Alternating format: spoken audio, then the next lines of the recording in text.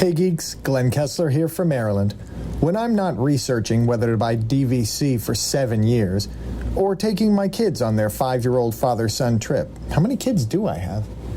Or trying to figure out how to absolutely maximize my dollars and my time for my next Disney trip, I'm going Geekin on Walt Disney World with Curtis, Lindsay, and the whole Geekin family.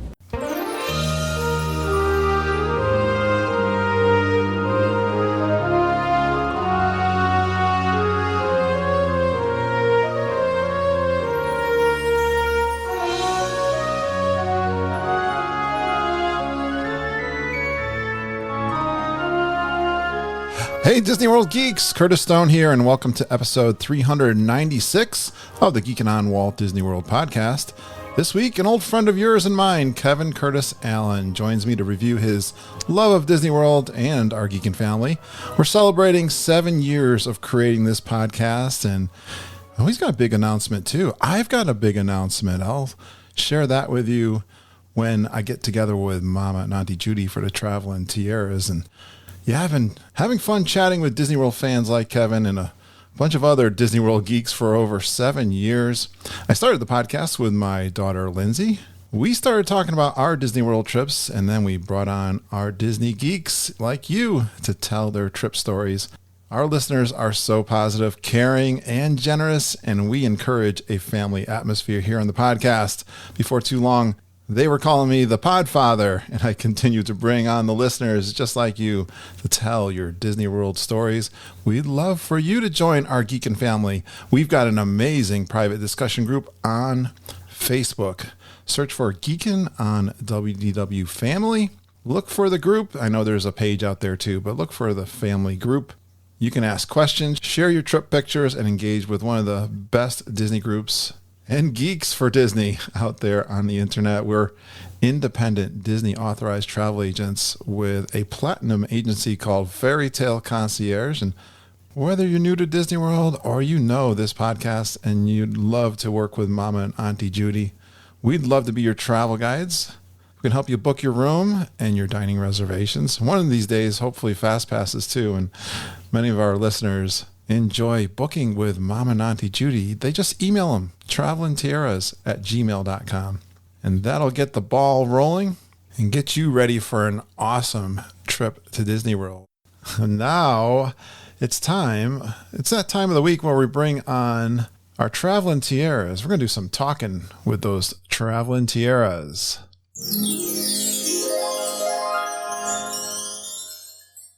Hey, Judy. Hey, Mom. Hi, Curtis. Hi, Curtis. Hi, Judy. Hi, geeks. Hi. This is take 2. Thanks for We got to let him know. We had a practice round. Yeah. I forgot to hit the recorder. Minutes? 20 minutes? Yeah, practice. Oh, my gosh. I forgot to hit the record button. Well, That's not okay. like a sin in the podcast world. You figure that out. Yep. No You problem. sinner. Yeah. But I'm so excited. Maybe that's why. I have Yeah. got a big announcement. Are you ready? Yep. We're ready. Drum roll. I just did the drum roll. Oh, I did one too. Yes, the Grand Geekin Gathering, the G3. Everyone was asking when it ended on this past February. When's the next one? Or people that couldn't make it because of COVID. Well, it's happening. That's what I'm talking about. February 4th through the 6th. It's a weekend. That's Friday through Sunday, 2022. I got the Traveling Tiaras here. They're ready to take your reservations. I'm working. I have a reservation. I'm going to give you the details later, but I will be there from the 4th through the 9th as it is right now. Is the 4th a Friday? 4th is a Friday. So that means the pre-events start on Thursday. Well, I guess. Well, yeah. You know how this usually happens. This is what I got booked so far. I mean, this year it started on a Wednesday. I could be convinced maybe to get down there a day earlier, if that's what you're saying. So that's very exciting. Get your plans together if you want to be with some of the funnest group of geeks all about Disney World. And I'm calling this The Boys Are Back in Town, because Glenn Kessler's going to be there. Kevin Curtis Allen will be there, and a bunch of my other friends. And I hope you can be there too. So that is exciting. Wow. Plan. Get your reservations. I'm going to make mine. We're going to try to get down there. I talked to Ken for a short trip because we are still going in June, but we'll get there. We'll Very make it good. work. We're going to be there in June. Yes, for our anniversaries. Anniversary trip. Yep.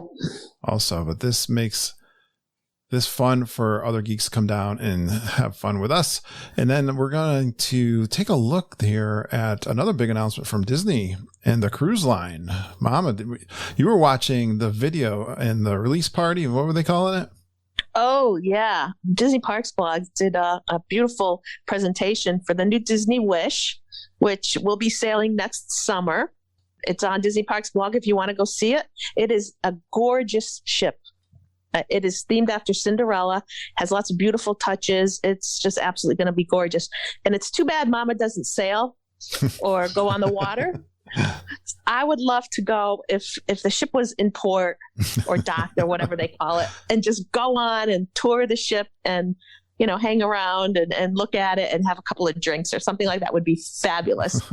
So, but if you're sailing, if you want to sail the seas, I think it opens May 27th for booking for the general public. There's different layers of, you know, if you're a platinum, if you're a platinum plus, if you're a gold, they a little bit earlier. But shoot us an email if you're interested, right, Judy? And we can get put you you on the list. Absolutely. Lisa Green already reached out to us wondering. Yes, she did. She's a gold member Mm-hmm. for cruising, and we can help her out and all you guys. So reach out, travelandtiaras@gmail.com, and they'll take care of you. Good job. That's a lot of fun. You know, Universal is a good place you guys support too. So if you want to do Universal trips, you guys are always helping geeks with all that. And I want to do a shout out to Chris Futrell. He's doing a Poo to Tigger challenge big time. He had the weight loss surgery on Tuesday. We've been sending Chris all kinds of cards and letters and messages and good wishes and prayers that he recovers quickly. And I think he is recovering. He's just a little sore, hard to sleep, I guess, when you have this surgery. But he's doing really well, and we're excited to see him. I think he's going to G3. Yeah. I bet he'll be there, and he's going to be. We're all going to lose some weight. I'm not trying to lose some weight with him too. Yeah. God bless Chris and happy healing. Yeah. Quick healing. My son did it, Chris, and it was the best decision he ever made. He's almost 4 years now, and he's maintained, and he looks phenomenal. It's like a new life he got. My sister Exactly. messaged Chris too, because she gave him some tips, because she had that surgery too and has done really well. So congratulations, Chris, and looking forward to see you again. Feel better real soon. We'll see him on he usually joins our Zoom calls. We're going to do a Zoom call. When he comes next February, we will not recognize him. I know. And then I'm hoping to have my friend Simple Joe, Joe Taylor. He has a podcast called Simple Joe. He does it every single day. And I've invited him to come on our Wednesday Zoom call.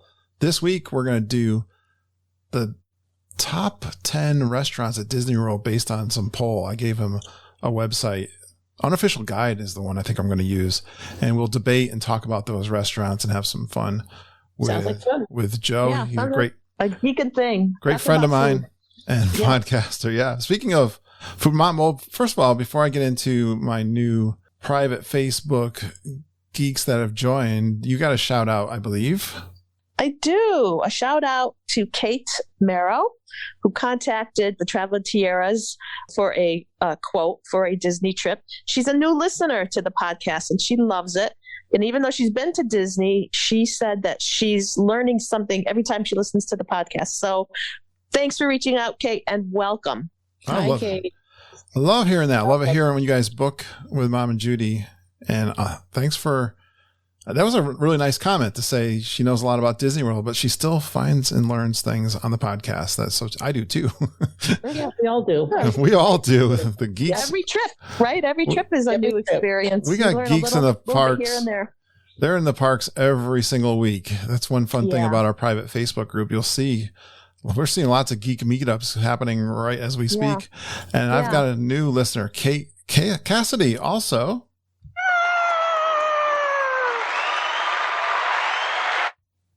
Hey, Kate Cassidy, welcome. Hey, how are you?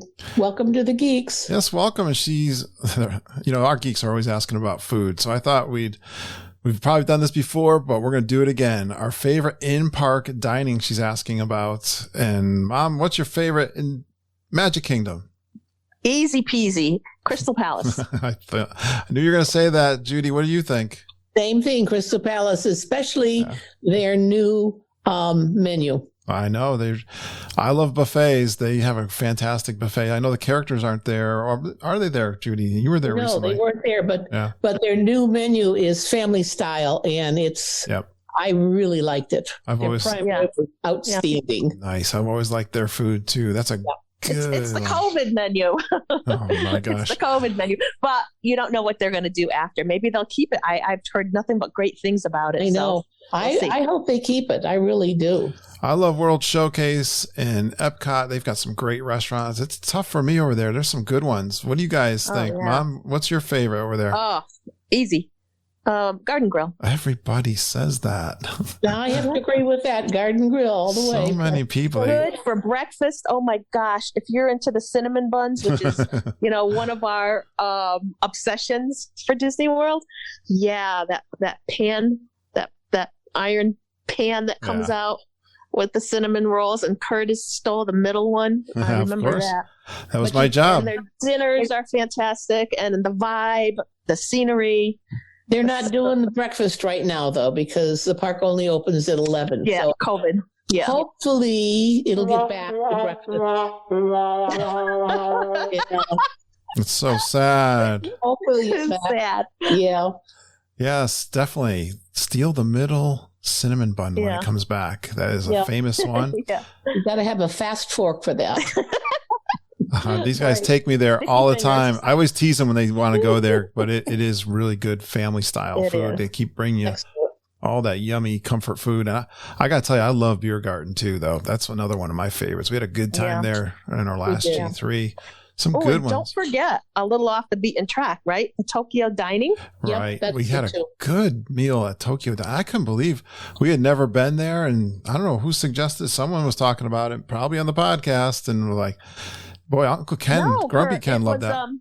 It was Lindsay and I when we took our solo trip a couple of years ago, a girls' trip. Yeah. I remember we went in there. And when we came back, we told you about it. You got to check it out. And it's just fun, isn't it? The cultural aspect of it, and the atmosphere, and the food was really tasty, and plum wine. Now, we had it booked last year with my whole family. They were really looking forward to it. So hopefully next year when they all go, we'll go back there. Yeah. And it's not the hibachi. It's the other side. It's the Tokyo. Oh, that's fun too. Yeah. Yeah. All right. I know. Hey, Uncle Grumpy, you got to ask him his favorites. I know he's not there. No, he's playing fireman today. he's practicing fireman. Running in and out of a burning building. Yeah. Oh, he's a volunteer fireman up here. Boys love their fun. I know he loved that Tokyo Dining. That's why he did. It reminded me of Uncle Grumpy.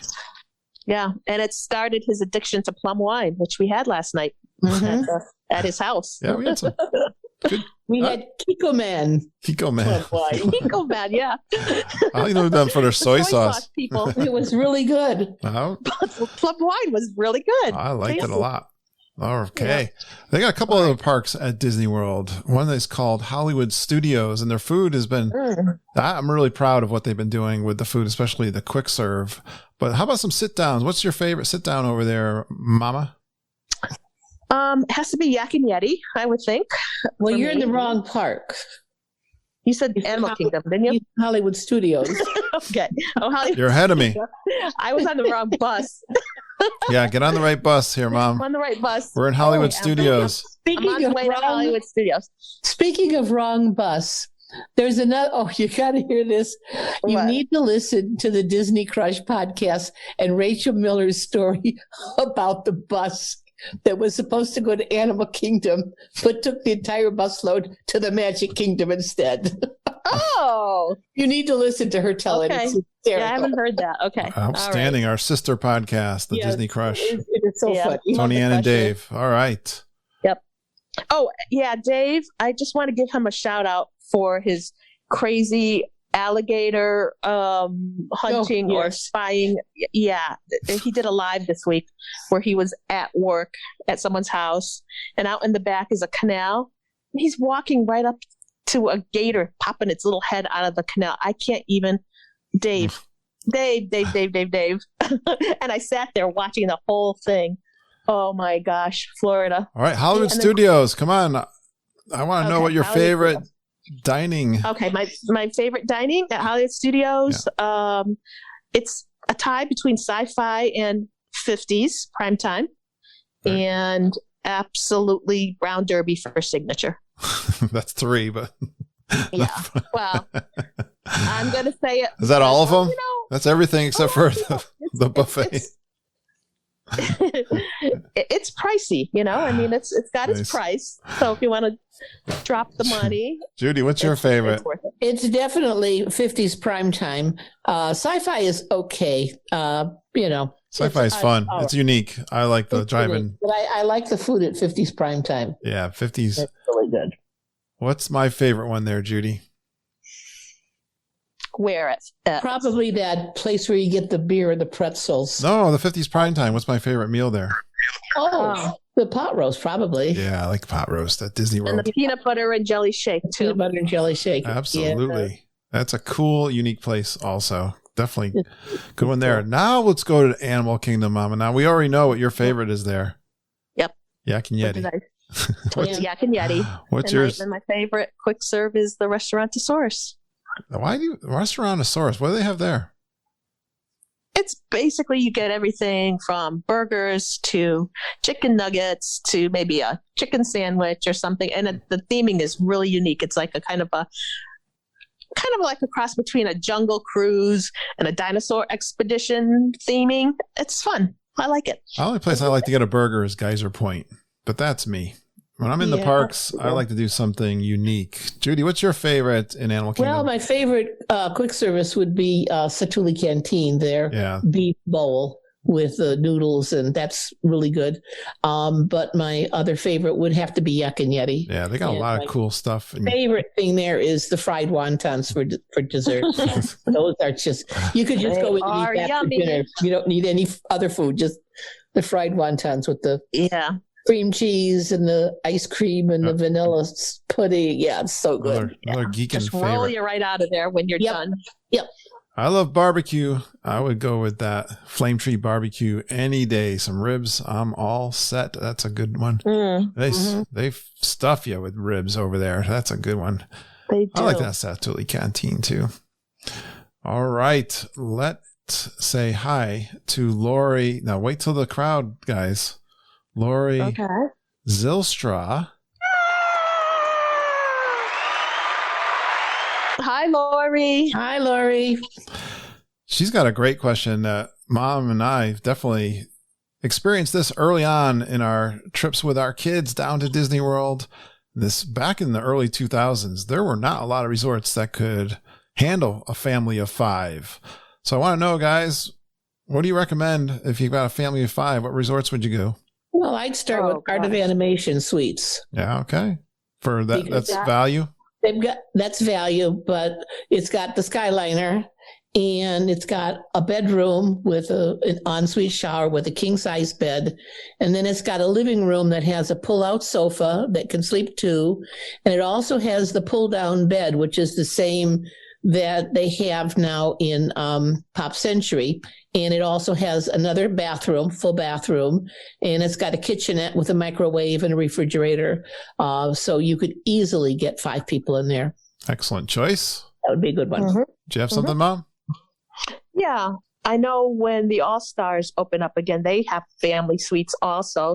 Probably maybe a little bit more budget friendly than Art of Animation, probably around the same neighborhood. You've also, resorts are slowly opening again. Fingers crossed we're fully open next year by this time. We'll see. So I'm not going to mention the ones that aren't open at this point. Oh, maybe I will, because if they're open, people may want to book and they want to go. That would be Port Orleans Riverside. They've got the 5th sleeper. So does the Wilderness Cabins. out of The Fort Fort Wilderness. Wilderness cabins actually sleep 6 people with a They've queen got a bed, set of a bunk beds. sleeper sofa, and the set The of only- bunk beds. The only downside of the wilderness cabins, and I'll be honest, there's only one bathroom. True. That makes it tough, but there's a full kitchen.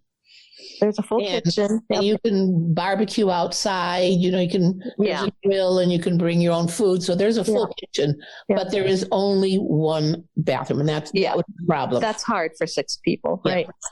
Yep. And also, if you want to go deluxe, the Yacht and Beach Club will sleep 5. You have to request it. It's not 100% guaranteed, but if you request it, you'll probably end up with it, which is, it's that pull down bed that they have. The Contemporary is the same. Poly and the Grand Floridian, they'll have that 5th sleeper. Didn't you say Caribbean Beach also has a 5th sleeper? Caribbean Beach, yep. Those are tougher to get, those 5th sleeper rooms. Yeah. I think it's right now because it's the only moderate that has the 5th sleeper that's open, so those go pretty quick. Really a shame that Coronado doesn't have a 5th sleeper. Yeah, it is. Just in the, not in the tower, even the other rooms, because those rooms are huge. They're comfortable. I can't understand why they don't put a 5th sleeper in there, because that would be perfect for families. Yeah, it would be. Great food choices there and great pools there. So you listening to us, Disney? Put a 5th sleeper in Coronado Springs. Great question from Lori. Thanks for joining the private Facebook group. I'm going to finish up with this. We're going to do some hidden magic. I know, Mom, you got one, right? Let's do a couple quick ones and we'll... I have one real quick one, too. All right. Yeah. What's yours, Mom? Yeah. Okay, mine is regarding Mission Space. And Mission Space was built on the area that Horizons was. Judy, you remember that. I'm sure you wrote Horizons was before so my awesome. time. Yeah. And anyways, when you're in the queue for Mission Space and you're winding through and you're going past the giant gravity wheel, that's turning around, right in the hub of the gravity wheel is a shout out to Horizons. They have the logo in the middle of the gravity wheel. Nice. So look for that next time you're in line. Yeah, I think that's cool. Very cool. Well, you got one, Judy, too? Well, mine's not so much a hidden magic, but it's a little tip. I found out that Trattoria Al Forno, the sit-down restaurant, is now taking mobile orders for people who want to mobile order from the sit-down restaurant and take it out. Oh, love it. So they also really do cool. that at Kona. They do that at the Wave, and I believe they do that at Sanaa. Oh, great tip. That's good food over there. I like that Italian food. Yeah. A sit-down meal, and you can take out and take back to your resort. Love it. Just take it outside and eat it. Yeah. Great tip. And I've got one hidden magic. This is from my book that I've been reading, The Hidden Magic of Walt Disney World. Over 600 secrets. I'll have plenty. Susan Venice wrote this book. This is from the Barnstover. I'm staying at Magic Kingdom. I've been there through this whole segment we've been doing. And at the Barnstover, you got to look carefully at the lowest airplane's propeller on the large Barnstormer billboard Goofy has crashed through. The light area in the middle of the dark prop engine is a hidden Mickey. Wow. Oh, okay. There's so many cool hidden Mickeys and hidden magic at Disney World. We're having fun. It's so awesome how the Imagineers have done the theming everywhere. And sometimes you just kind of stumble on it. If you look at the ground in Mickey's Big Top area too, you'll find like circus peanuts embedded into the pavement, elephant tracks, all kinds of cool stuff. It's just fantastic. I love those stuff. When you're at the Art of Animation and you're just walking down the hallway, the rug has hidden Mickeys in it. Mm-hmm. I mean, they're everywhere. It's everywhere. It's so much fun. It's so much fun talking to you guys every week. Thanks for joining us this week, guys. Okay, you're welcome. Bye, geeks. Bye, everybody. Talk to you next week. Great job, Auntie Judy and Mama this week. Traveling tips with the Traveling Tiaras. And now here he comes, our beloved friend from the sunny Isle of Wight, Kevin Curtis Allen. He's got a big announcement for you guys. Listen in as he tells you what's going on in Kevin Curtis Allen's world. He's going to tell us his history with Walt Disney World. We're going to talk about his last trip. It was the 2019 Grand Geekin Gathering, the G3. I'm so excited now to know that I'll be down there during Kevin's next trip in 2022 of February. More details will be coming up soon, but we have some fun talking Disney World. And, just like the Beatles, once Kevin hits #1 in America with his podcast, I want to come and be a guest on his show. Let's have some fun chatting Disney World with my pal from the sunny Isle of Wight. It's Kevin Curtis Allen.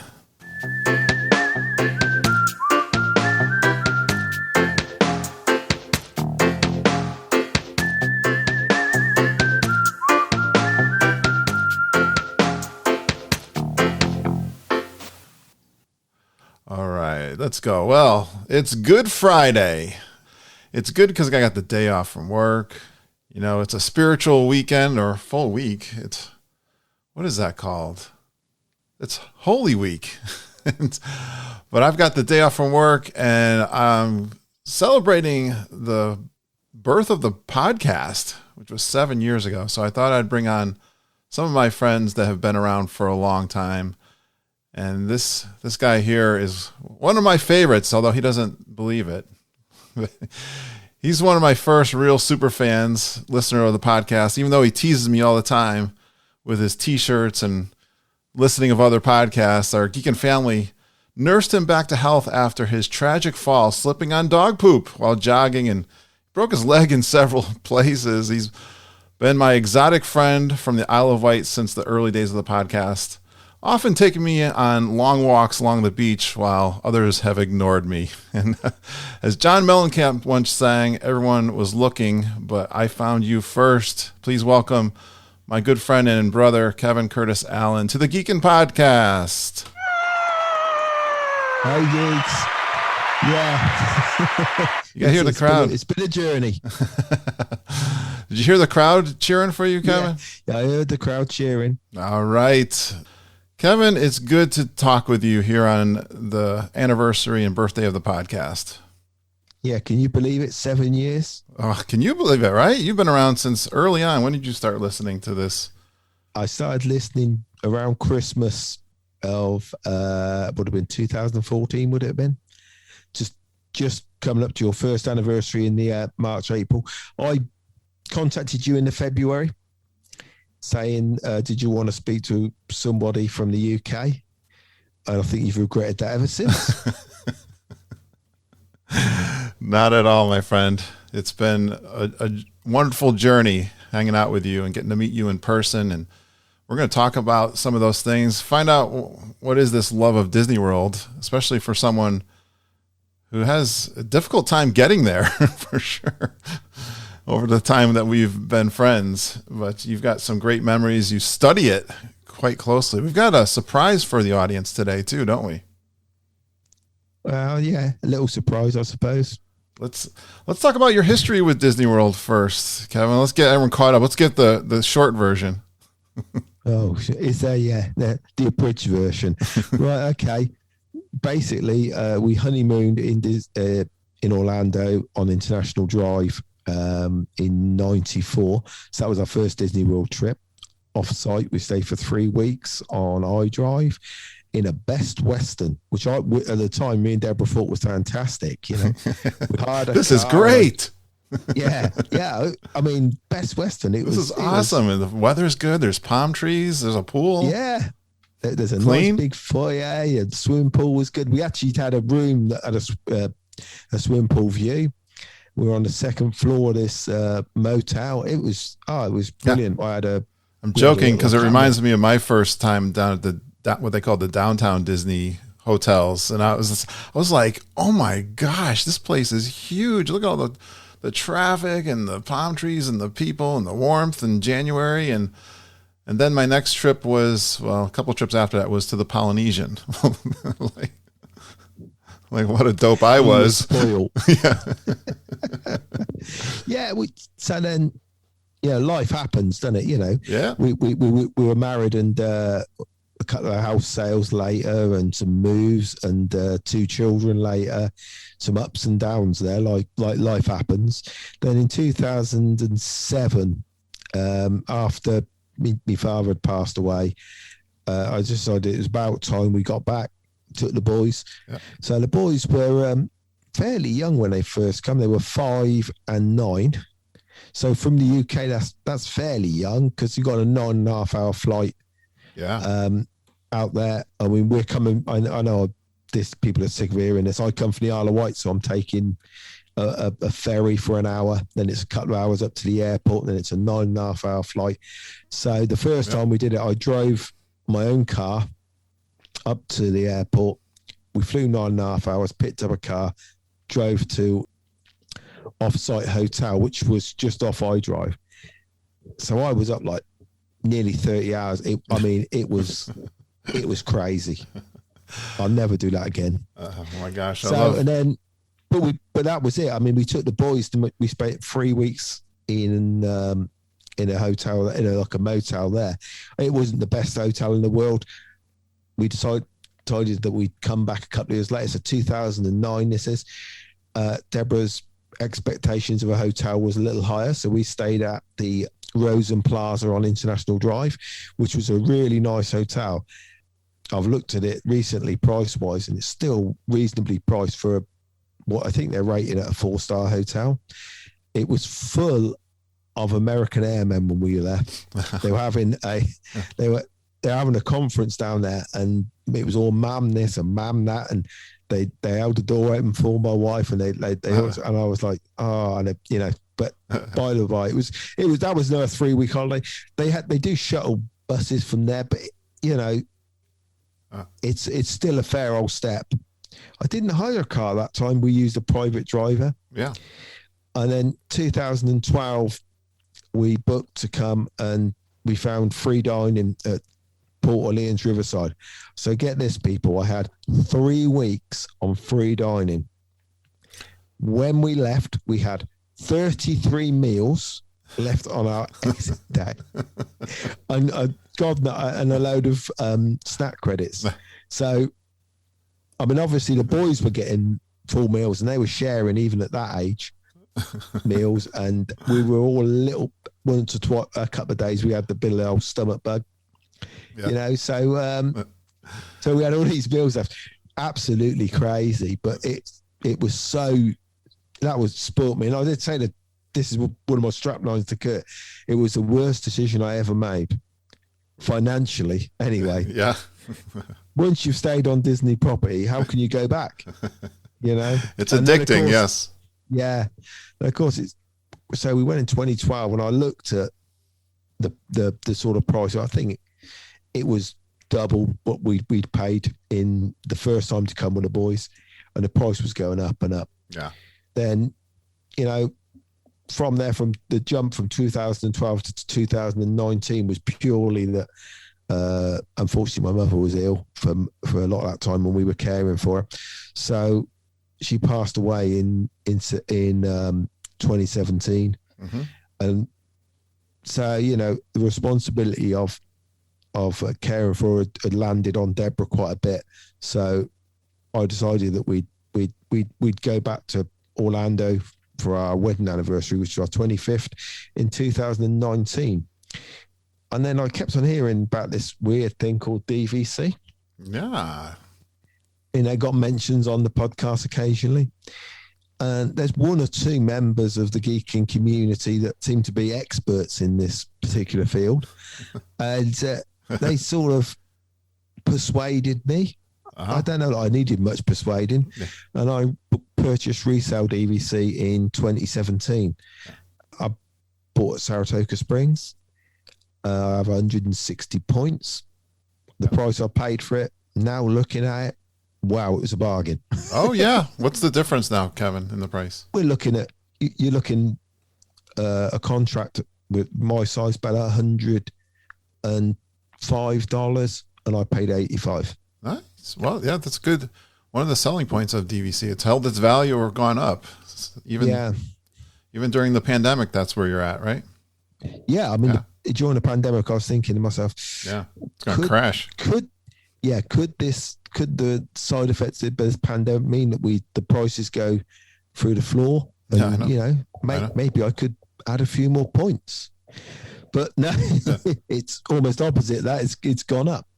So yeah, so that was what we got the 2019 date in mind, and we wanted to come around Halloween, which is it's 2 months after our wedding anniversary, but be flexible. It was a lot cheaper to fly out then, so we were only buying flights because obviously we stayed DVC. We stayed. We did a split stay between Saratoga Springs and Animal Kingdom Lodge, and that's sitting out on a balcony, drinking coffee, watching the giraffes in the morning is hard to beat. It's really hard to beat. It's a good feeling to be an owner, isn't it? Too. Just that. Yeah. And going downstairs at the end of your stay, and there's no bill to pay. You prepaid it. Everything's prepaid and done. I mean, true enough. We don't talk about that. We do a package, but yeah. So Kevin, it seems to me the student has become the teacher, the way I take it, because I think I'm the person one of the people you're talking about that talked about DVC as an owner and gave you some tips. Although I think you have way surpassed your teacher as the student, and you've been very helpful for other people as part of the Geekin family. You got a little chat that we invite people to go to on Facebook for you to give advice. And I think it's time to reveal the big reveal.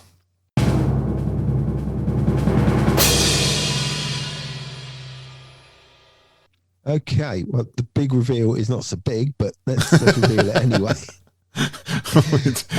we didn't do... There you go. Yeah, so basically I've been approached by a podcast network to host a DVC show, which there's plenty of those DVC shows out there, but in the UK it's a different angle. So we're going to produce a guide to the DVC from the UK. So I'm going to basically host a show that we're going to call Brit's Guide to DVC, or Brit's Guide to Disney Vacation Club. I think we're going to end up, that's going to be the name. I decided on that really because I think Disney Vacation Club's got to be in the name rather than DVC, because if you're searching through iTunes for a Disney Vacation Club, it's going to pop up for DVC and for anyone searching Disney Vacation Club. A Brit's Guide, it gives people the thing that a British person's hosting it, although I'm finding very difficult to find another Brit to co-host with me at the moment. So I'm putting a lot of pressure on my American friends to come and co-host with me just for the first few episodes until I can try and convince somebody to join me. So we can audition for we can audition, yeah. And if we're any good, maybe he'll change his mind and keep some of us along. But yes, I will be promoting Kevin's show for sure on the here. So we'll see if we can get him some listeners. I think we can record a few shows and use some of my Geekin leverage and get some guest co-hosts on. You definitely deserve it. We're going to do everything we can to promote. I love promoting other podcasters and podcasts, so that's a no-brainer. And let's keep going here. I want to talk about that trip that you did, the one that was the Grand Geekin Gathering. Let's cover some fun stuff. And we probably did a trip report back then. I'm sure we did. But let's hit some of the highlights of that big trip that you stayed at. You stayed at Saratoga. You stayed at Animal Kingdom Lodge, like you said. What was the difference between those two resorts for you, Kevin? I'd have bought an Animal Kingdom Lodge contract. Yeah. On my return to the UK if I'd had my way. But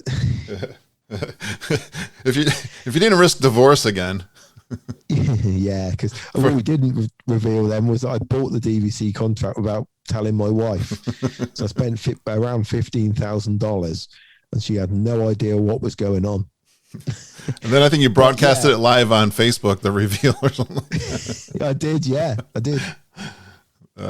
took it very well, I think.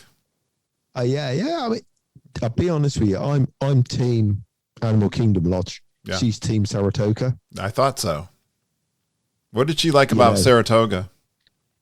I think it was, she tends to when the kids were really young, we used to go to Butlins over here, which is a holiday camp, which and we used to go every single year to Butlins with the kids when they were little. It's great because they've got parties to go to and young children to mix with, and we did that. And because she liked it, she just wanted to do the same thing, the same accommodation, and she knew that she liked it. Yeah. Now she knew she liked Port Orleans. She loved Port Orleans Riverside when we went and stayed there. Yeah, I mean, it's a fabulous resort. It's got a great location. You've got bus and boat transportation down to Disney Springs, right? Which we spend a lot of time at as well. She's a shopper. So, yeah, she's a shopper. Is she ever? Your wife's like mine, I think. Once they find something they're comfortable with, they're totally okay going back to that place, right? And they don't want to branch out and try something else because I've booked for next. We're coming over for my birthday next year, and I've already booked. Obviously, I can only book Saratoga Springs. And I'm looking at it, I'm going, the tree houses, right? You're going to book the tree houses so I can stay with you. Oh no! I tell you what, people, about promoting things. Go and watch I don't know when this will come out. A few weeks ago, the Disney Crush, they did a great live stream on the most expensive accommodation in Disney World, and they're like going, "Oh yeah, Kevin, we could stay here for your birthday." Which one was that? $15,000 and things like that. Which accommodation? Yeah, there's a suite at Animal Kingdom Lodge that was I don't know how many $1,000 a night, but it was beautiful. Oh my gosh! Oh, it was amazing. Nice. But yeah, so that's how. But Deborah loves the shopping. I like the location of Saratoga Springs. I think it gets a real bad rap. Yeah, I have never stayed there, but I agree. I'm comparing like Old Key West. I thought I was the location person, being close to the parks. The Bay Lake Tower that I own or the beach club. I mean, still, I think if I have a preference, I still would go with location, but there's a beauty and quaintness and quiet joy to those resorts that are, I can understand. And the other thing is I'm not worried about walking an extra mile. Yeah. In a job I do, right, I walk 7 or 8 miles a day. Yeah. On my watch, it's very rarely certainly if I'm at work that I do under 7 miles. So I'm Disney fit most of the time. So I can that's right. I can walk. I know I understand the people that aren't as fit as me that don't walk a lot. It might seem like a very spread out resort, but to me and Deborah it was fine, I love it. We can certainly manage to walk those extra few yards, and then we can get down to Disney. We walk into Disney Springs. I mean, Mandy Ray and us, we met up at Saratoga, and we walked down to Disney Springs for lunch one day at the Polite Pig, and you can walk. She showed us how to go down, and I think I've said this before. You can go at the golf end and come out at Cirque du Soleil. Yeah. So you go past the golf course, alongside the golf course. Yeah. You can walk there, and that's where all the they park up the minivans when the minivans were a thing. Okay. And because we went over and we had a chat with a couple of minivan drivers, all parked up in the car park there. So you can walk that way, or of course you can walk the other end and come out the other end of Disney Springs. And me and Deborah, on a couple of occasions, we did the whole loop. We walked out of Saratoga Springs into Disney Springs, Cirque du Soleil, through Disney Springs, through the shops, round the other way, and come back in Saratoga Springs the other end. I never thought of it that way. And I'm a big fan of walking too. I like getting in my steps, as you know. So I'm not afraid of it either. And I love beautiful walks at Disney World. Not just beautiful walks on the Isle of Wight with Kevin Curtis Allen. I do cherish those, but Disney World walks are even if I was with you in one of those walks, it'd be even better. Yeah, well, one day we get back there, my friend. We are. I know. We had some sadness here at our last G3. We're going to talk about that a little bit too, but let's hit some of the fun parts of that last trip that you did. What were some of your favorite meals? We got to talk about food. You only have one itinerary here, don't you? You're going to try and make me cry. That's all you're after, isn't it? Let's get Kevin to cry on the podcast, right? Yeah, when we talk about this this trip that I took in February, I know. Yeah, no, my favorite. My favorite meal from that vacation. You know that very well. It was Ohana. You just said that because we did a live Zoom call that maybe people will hear before this recording that you mentioned that. That kind of, I was a little bit taken back, I suppose. But why did you feel that? What was great about Ohana? Because you had never eaten there before, right? No, we'd never eaten there. Deborah has bought pot stickers over here now from work and from different. She's going, it's not the same. They're not the same as we had in that restaurant with Curtis and Deirdre and that does my heart. Well, that does my heart. I love those pot stickers. Well, we'll have to go back next time then. But yeah, she's like, and for Deborah to rave about that, she's not a big foodie. I'm not a big foodie, to be honest with you. Yep. I'll eat if we're talking chocolate. Now that's a different matter. But yeah, I'm not a massive foodie, but I really enjoyed that meal. But it was, I don't know. I suppose if it had been public subs, it would have been okay, really. We had a good crowd of fun people there too, right? Oh yeah, that's what I mean. I was sat there with Margie, yourself, Deirdre, and Judy and Ken. It was just it's just great. That is a big. I've always said Ohana is my favorite because I love the atmosphere. Ohana means family, and the big table.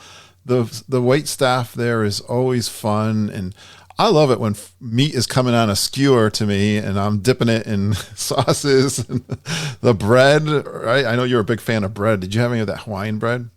Yeah, it was superb, wasn't it? With the macadamia butter. I mean, oh man, some drinks with little umbrellas coming out. I mean, you know what drink I had. We met at the bar outside, and yes, I had a back scratcher. I love them. I can't remember the cocktail Deborah had, but I had a back scratcher, and the podfather paid for it. Hey, I treated you to a drink finally, huh? Oh yeah. All right, I'm not such a bad host of a podcast. No, that restaurant for me just checks off everything. But if you could get it's a great location, isn't it? I mean, the Polynesian's a fabulous resort anyway. Yeah, and just to have a walk. I mean, I'd gone there. I said this before. I went there the night before and had a little walk around, so I knew where. I was pretty sure where Ohana was located. I'm sure I've seen it before when I've been over there.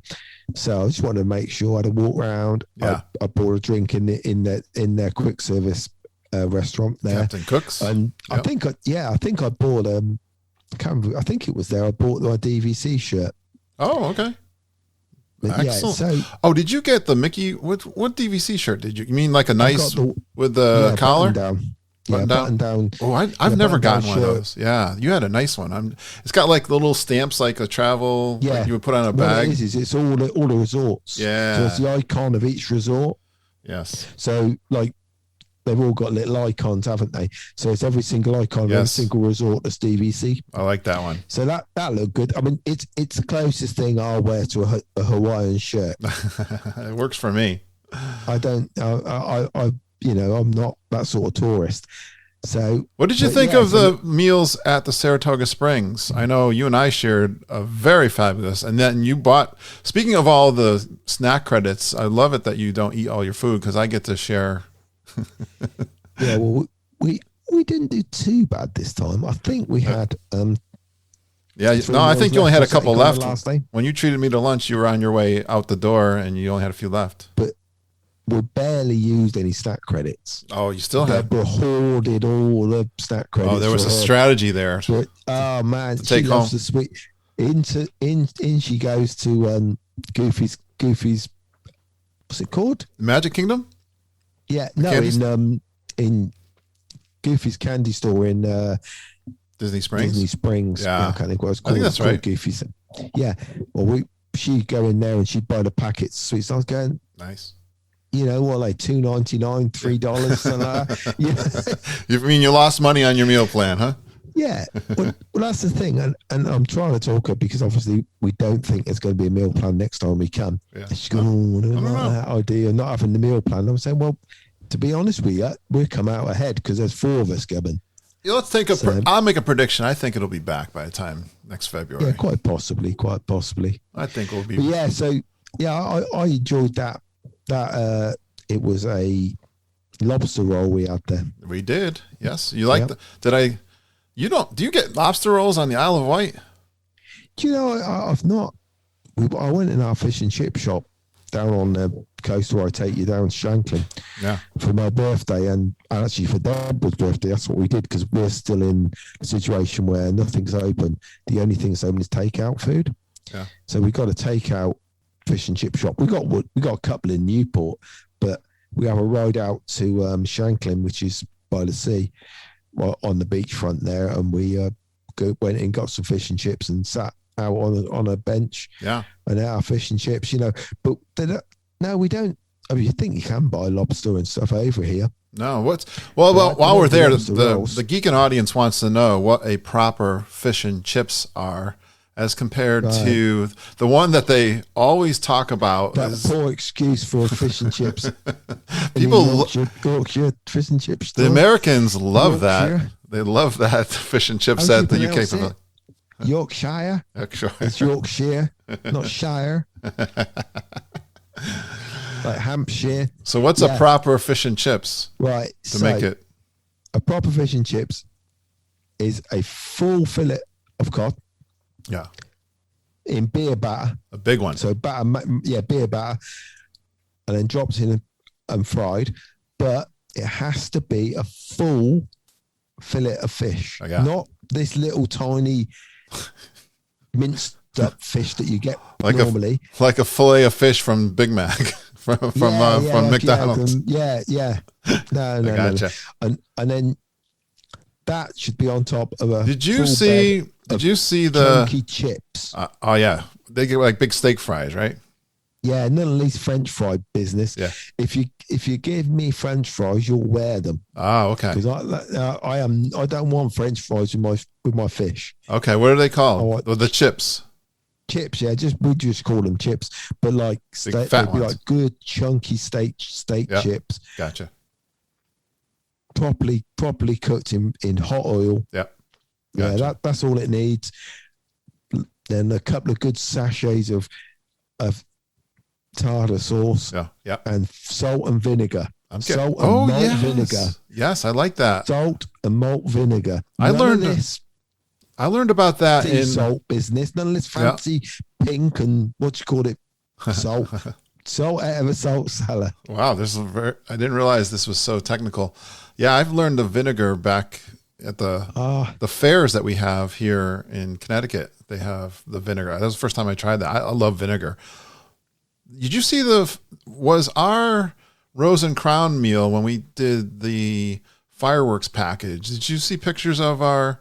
Well, I know Judy and Ken. I think the fish and chips are better in the Rose and Crown from inside the restaurant. Yeah, they were closer. Yeah, the thing it's got to be is a full fillet, so it shouldn't be half a fillet or a small piece. It should be a full fillet. So really, it should hang off the plate. Yeah, either end. I agree. It should be a big proper piece of fish. That's what I would like. All right, we're gonna get into the UK pavilion. I got some questions for you because you did a tour when we were at the last G3. But continuing on, what is your favorite snack then? Since you're not a foodie, but you are a fan of snacking, I believe. Did you have something that you really enjoyed at your last trip? Yeah, we had. What was that? We had.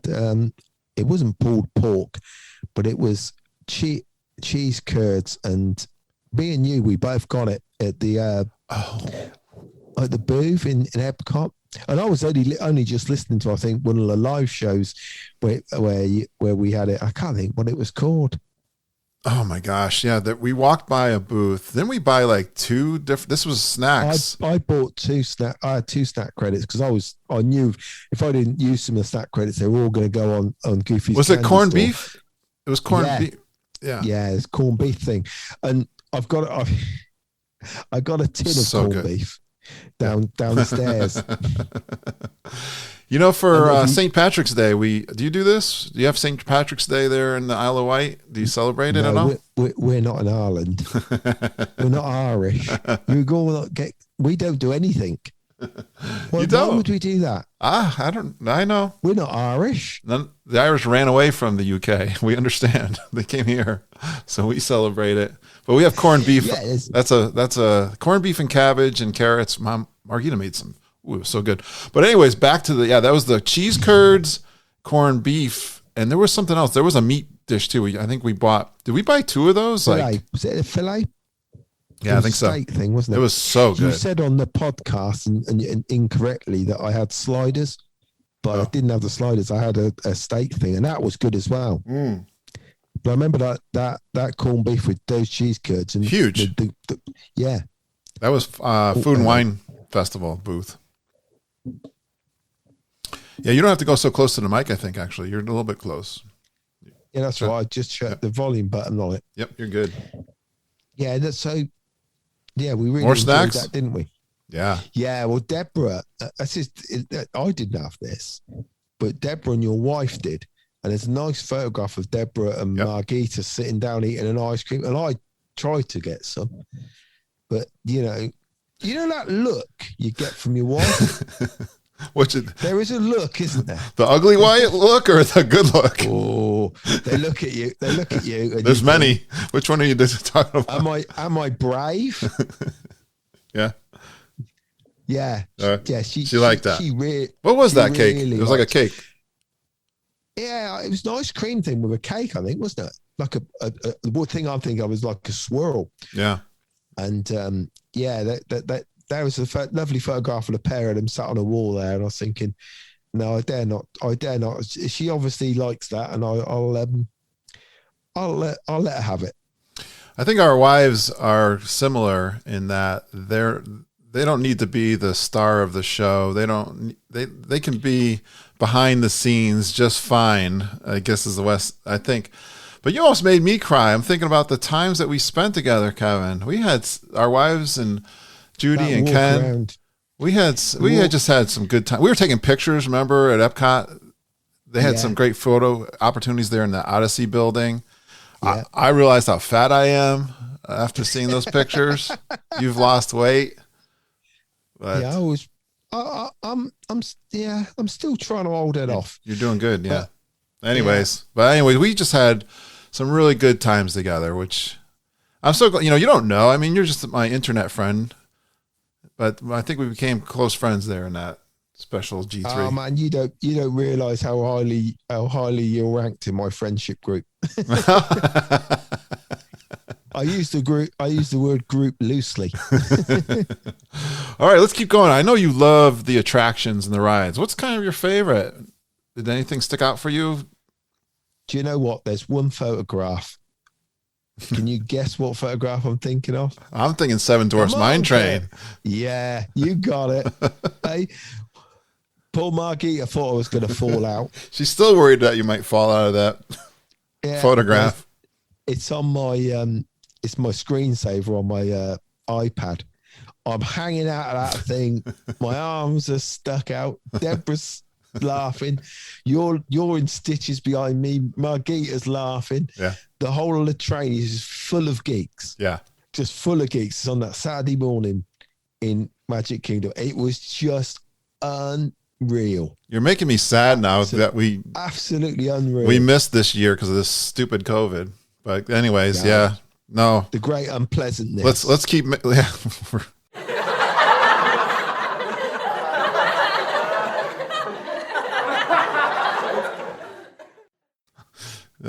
Exactly. Yeah, that was outstanding and memorable. Any others? Yeah, we did Smuggler's Run. Me and Deborah were pilots. That was interesting. You're a big Star Wars fan. Yeah, yeah. Oh wow, big. I like Star Wars. Yeah, my boys have sort of gone over the top. They were really keen on Star Wars, and now I don't really like the way it's gone now. Yeah, and they both watched, and I think, to be honest with you, I think I have shared Mandalorian with half the Isle of Wight population, because my son, obviously we've got Disney Plus, and some of his friends don't have Disney Plus, so they get sort of invited over. Oh, okay. During the times that they're allowed to come over. At the moment, we're still not allowed to have visitors inside. But he became quite popular. And that's a fun show to enjoy with others, right? Oh yeah. I mean, both my boys enjoyed Mandalorian. Yeah, absolutely. So Smuggler's Run. You know what? I don't like that people talk trash about Smuggler's Run. I think it's funny because people have not embraced it all that much. I really think it's a lot of fun when you go with other people too. I think Smuggler's Run's a great ride, and the reason why is our expectations are too high now. Yeah, you're exactly right. You know, I know somebody that was disappointed with Seven Dwarfs Mine Train. It's so true. That one was hyped up. Matter of fact, I was listening back to. I'm gonna have Glenn Kessler on the show. I'm gonna be talking to him tonight. As a matter of fact, we're gonna talk about DVC because he came on episode 12 to learn about DVC, and I want to have him on because he just bought DVC 7 years later. What a salesman I am, huh? You wouldn't make much of a living, would you? No, I don't think I'd be a starving salesman. But yeah, where was I going? I forgot my whole train of thought. Yeah, but not just Glenn. Yeah, Jeff's bought as well. Jeff did too. Yeah. Anyway, so I don't want to, predict anything, but I'm going to apply a little bit of pressure to speak to both of those. I think that would make a fun episode. Absolutely. How about some favorite moments from the G3? Oh, good. Where do we start? Okay. I suppose we better share this story. Yeah. Which one? Yeah. Well, when you have a wife who burns under fluorescent light and likes to get a bit of shade wherever possible, and Kurt knows where this story's going. So we go and get this ice cream, and we sit down in the shade, and then all these doors open, and out of the tiki room comes the entire cast of the Geekin community, and we're sat down there on our posteriors on the floor, and everyone's going, "Oh my God, look, these homeless people."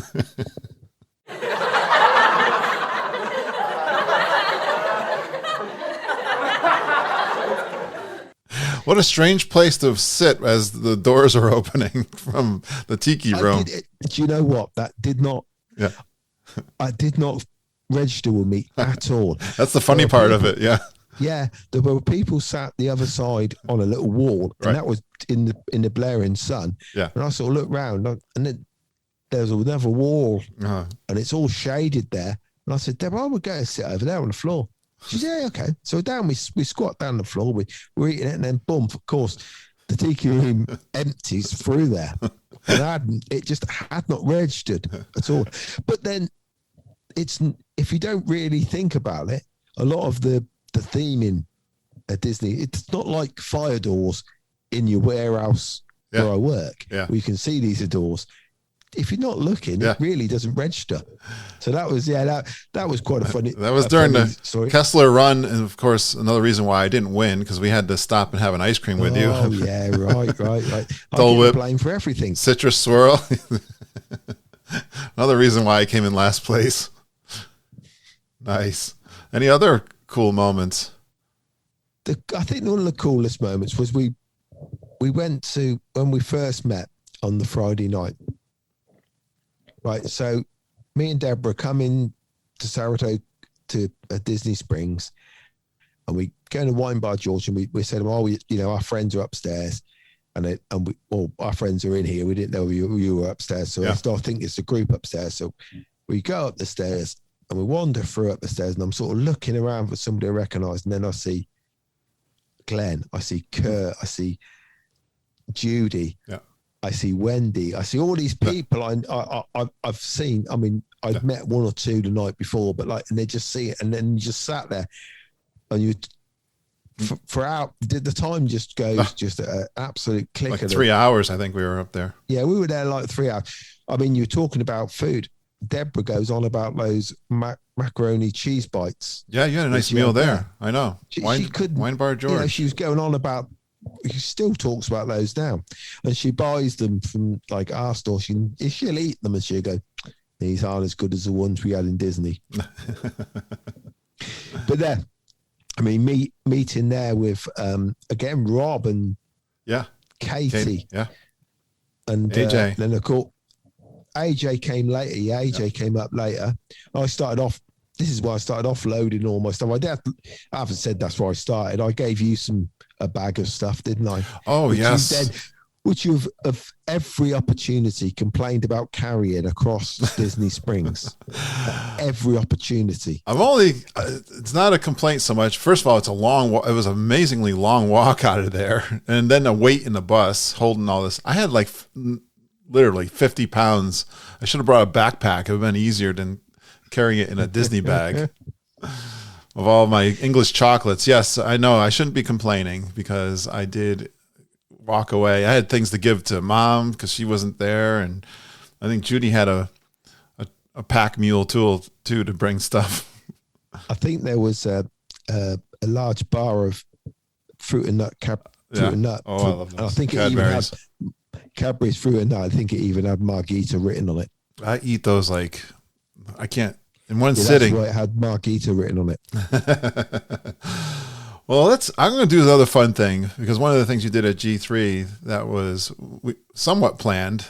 We walked around after our big meetup on Sunday, which again was one of those pictures of me with my arm around you from the behind the scenes. Always is a picture I love looking at. But amazing meetup, like you said, talking with more friends and meeting up with more geeks and walking around World Showcase together. But finishing up the tour at the UK Pavilion, Kevin, you gave us the proper stories of what's right and what's wrong with that pavilion. So can you elaborate for us Americans what they're missing or what they got right? I still haven't spoken. I got a buddy who does thatching, roof thatching. He's a thatcher, and I really need to ask him about it because if you look at the thatch on the roof of the cottage at the pavilion, right, it's like very flat and very reedy, whereas all the thatched cottages on the island and everywhere else I've seen in the UK are much thicker and smaller. It's not like a reed; it's more grass like. So the thatch is completely different, and it's say between 12 and 18 inches thick. Whereas if you look at the cottage in the UK, it's flat reeds, and I'd say it's 6 inches thick. They still use that kind of roofing? Oh, yeah, yes. It's for real. You know, I left school in 1983, and the guy I'm talking about went as an apprentice thatcher, and I do remember at the time thinking, that's never going to last. Yeah. Well, if you saw the size of his house and his business, you missed that one, huh? I trained as a butcher, and he trained as a thatcher. And he's still going. Yeah, he's still running the thatching business, and I'm stacking shelves at Sainsbury's. But you know, that's how. How about the phone booths? I know I got a picture of you describing the phone booths. I don't know if you check some of the phone booths there. Some of them are not cast because they're cast iron, and then so they're real heavy. But if you tap them, they're not. Okay. And I think they're also got perspex in rather than glass, and they did put perspex in the end in the UK because I looked at a couple of them that we still got on the island. We actually, the one I'm thinking of on the island we've got now is actually it sells photos, artwork in there. Yeah. So it has artwork in it, and it's locked, and you can pick the artwork and go to the gallery and buy it.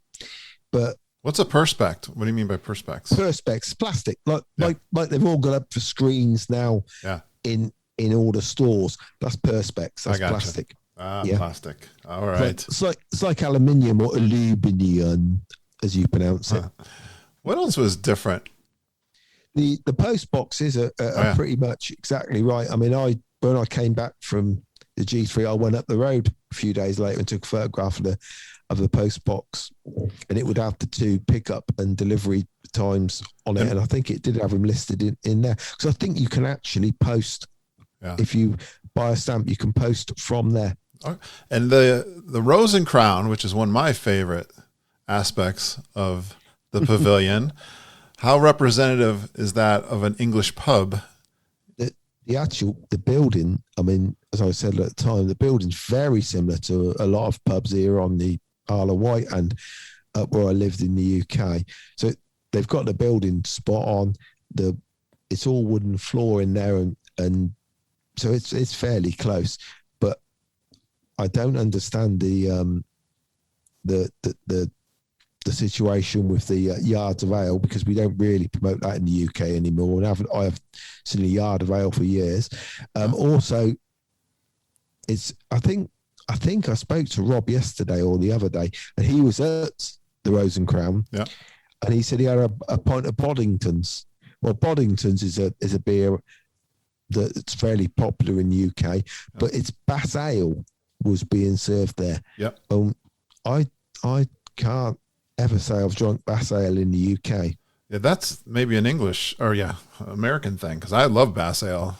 Maybe that's the junk they ship over. Possibly. So Bass Ale's a bitter, what we would call a bitter.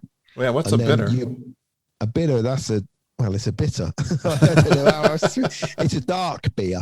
Okay. You would call it. So lager is like is a golden beer. Like a Budweiser? Your Budweiser, that sort of stuff. And then, of course, the modern thing now is the IPAs, Indian Pale Ales. Yeah. Are they big there? Are they big in the UK now? They're big in the UK. Oh, wow. That's funny. We share that. Like the Stormtroopers that I buy, are all Indian Pale Ales, and they're different ones. And I buy them to try them, and then I go to my fridge, and they've gone. Do they have a lot of... what's gotten really big here is brew houses that make their own beer. Do they do that a lot in the UK? Yeah, there's small breweries, microbreweries. Exactly. Same thing here. Yeah. We got those. I think they've amalgamated now. One's bought the other one out. We have 2 breweries on the island, Goddington's, and we used to have Island Ale. And I think Island Ale has been bought out now. Because you'll see me share a picture of a bottle that's called the Yachtsman. Yes. That's I quite like that as a pale ale. That I share that because obviously there's a Disney connection. That's right. The restaurant. Yeah. Exactly. Yachtsman. And there is a Yachtsman restaurant on the Isle of Wight in Cowes. Is there a microbrewery on the Isle of Wight? Yeah, there was 2. There was 2 on the Isle of Wight, and I think one's bought the other one out now. Okay. Yeah, so there's a couple. I'm going to go to listener questions. I posted in our private Facebook group a few, Kevin. The first one from Jim Bodenheimer. Well, I guess he thinks you're an expert on all things Walt Disney World. He wants to know, when will the fireworks be back? Do you have an opinion on that? No, I see that. I see that one. I was thinking... Yeah. We're all making faces. I don't know why someone would think I would have an inkling into anything like that. I think the fireworks will be back when they're back. I think that but what I would make a prediction, they're coming back in Epcot first. Yeah, Don't you think? Don't you think that's the best place? In February. Yeah, I agree. In February, I was talking with one of my listeners, and she said her husband's been part of she lives in very close Davenport, I believe. And she said that her husband's been working on it. So it's probably ready. You can see it, whatever they're doing in the middle of the water there. So it's got to be pretty close. You mean a Stargate? Is that what it's called? That's what people are calling it. Yeah. Okay. See, I know you keep on the social media real. Oh, well, yeah. I've got nothing better to do. Yeah. That's why Jim asked this question. It's going to be a big water fountain during the day. Yeah. Oh, yeah. Those rafts are going to be a big water display. That's right. And so that's going to be something in the lake during the day. Yeah. And then they're going to use those as fireworks do you know what? I don't think there's going to be as many fireworks as there used to be. It's going to be lights, lasers, displays, and stuff like that. Hopefully, a good song and technology soundtrack. And technology's moving on, isn't it? Yeah. Disney do a lot with projections, and I think perhaps that this is going to be a big projection show as well. It'll be just so much fun to have that late night end of your day with the fireworks, and I hope they bring back the after park hour events too to Epcot. That's what I love those too. Well, so you can roll out of Epcot half cut. Yeah? You know me well. All right, Andy Hoffman. He always has a lot of great questions. He says, if the Isle of Wight had its own pavilion in the World Showcase, how would you design it? I've made notes. Uh-oh. Right. It would have to be a beach theme, because obviously the island. I love that. I love island, that. Yes, right? You got beaches. We'd have obviously a Salix calf. A Salix calf. Yeah. Kurt knows that I've got this one calf down on the beach, friends of ours own, and they do yoga there in the mornings, right down on the seafront. They do really good home cooked food. So they do like a prawn dish. They do all fresh seafood there. They do everything from sort of really nice high end fresh seafood right down to just cheese sandwiches, cheese toasties and stuff like that. They've got a bar serving the said ale, the island ale. They also do the coffee. They do fresh coffee there as well. They've got a barista machine, and they actually have got an island brewed I like this idea. Coffee. I like this idea because they got water there. Why don't they just build a little island and call it the Isle of Wight and put this little cafe there? Here on the Isle of Wight, we have a children's paddling. You'd have a children's paddling pool. Ah, okay. Do you know? Yeah, like a children's wet play area, and it would be shaped in the island. Nice. It would be the shape of the Isle of Wight, so the children would go in on the pad, and it'd be raised a raised island, and we have that here on the Isle of Wight. And it's an iconic paddling pool that's been redone several times. But we'd have that as well. Next to the calf, we'd have a lighthouse, and we'd have a small representation of the Isle of Wight needles. Okay. Oh, all right. What's the needles? The needles are a set of rocks off the coast of the island. All right. That stick up out of the sea. Yeah. And if anybody's really followed me, I've got a video where I go out in a boat around the needles on my on a YouTube channel. You know what I used to do? Actually, I'm thinking about this as you're describing it. Remember, I missed the Maelstrom at the Norway Pavilion, but when you got out of the boat, it's kind of like a little fishing village. I love that atmosphere near the water. We should have this pavilion expanded to have the Isle of Wight with a nice village. So you'd be able to see the lighthouse, and there's about 5 or 6 big white, well, they call them needles. So just big, huge rocks that stick out of the sea. Yeah. And originally there was an arch between the rocks, but in the 20s, I think in the early turn of the century, it collapsed, and it's now separated.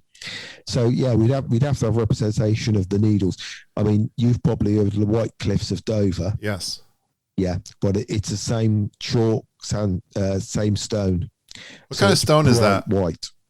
I'm not sure it's sandstone or what it is, but and then we'd have a shop selling all the coloured sands that we have on the island. So you'd have all these little, what is referred to like these little glass things. You can feel like a little souvenirs, a Mickey shape or a mini shape. You could have a lighthouse, and you'd fill it up with all the different coloured sands. Yes. That would be one of the gift shop ideas. All right. Perfect. Right.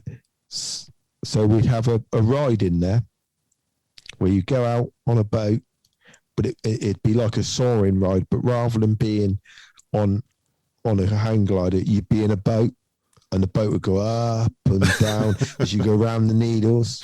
I'm not gonna get seasick, am I? Yeah, that sort of thing. I mean, this video I made, it was fairly rough. The sea was fairly rough, and the boat's going up and down. And there's this little girl, and she's Get my picture taken. Have one of those. I'm feeding the fish. It's a ride, yeah. And you go out around the needles and around the lighthouse and back in. I love it. Yeah. A rough ride. Yeah, it'd be good. Sounds like a thrill ride. And then we'd have a little, rather than having Dumbo, we'd have minis. You remember the UK mini car? Yeah. Yeah, the Austin Mini. We'd have these Austin Minis, and they'd go round in a big circle round the track. Yeah. They'd be electric. They wouldn't Well, I be know petrol. you're actually a big fan of the motorcycle races. Do they do those at the Isle of Wight? Yeah, we've got a race around the island this year in October. So I know we should have the Isle of Wight festival in the pavilion too. yeah. Yeah, so I was going to say Rod Stewart. We'd have to have a mini festival with bands. Yeah. And what do you call it when they're not really the people? Yeah. Tribute bands. Thank you. Yes. Rod Stewart. Who else plays at the Isle of Wight often? We've had Paul McCartney, Rod Stewart, David Bowie. We've had Pink. We've had Run DMC. We've had Beastie Boys. We had quite a I know it's high end. Bruce Springsteen we've had. All right. Yes, we'll have a tribute band Isle of Wight festival. I love that. Yeah, so I think that'll do, won't it? So that's awesome. I love it, Kevin. You did great. We've got a restaurant. We've got a big ride like Soaring, and then we've got a small ride for the children as well. I think that's good. But we'll have the restaurant would have to obviously serve proper fish and chips. All right. It sounds, I'm loving it. Let's do it. We'd have an ice cream van. So in the UK, you have these little vans that come around, they have a window on the side, and it serves ice cream. But the restriction would be we would not have any toothpaste ice cream. I can live with that. All right. He also asked, do you know that there's an Isle of Wight County in Virginia? Yeah, I did know there was an Isle of Wight County in Virginia, actually, because someone else pointed that out to me a while ago. And he's asking if I've ever visited. Well, here's the thing. The only state I've ever been in is Florida. So I've never been to any of the other United States of America at all. I've only ever visited Florida, much to my disgrace. I really want to one year come over and do New York. You know, we have a lot of things over here like New England that are named after the UK.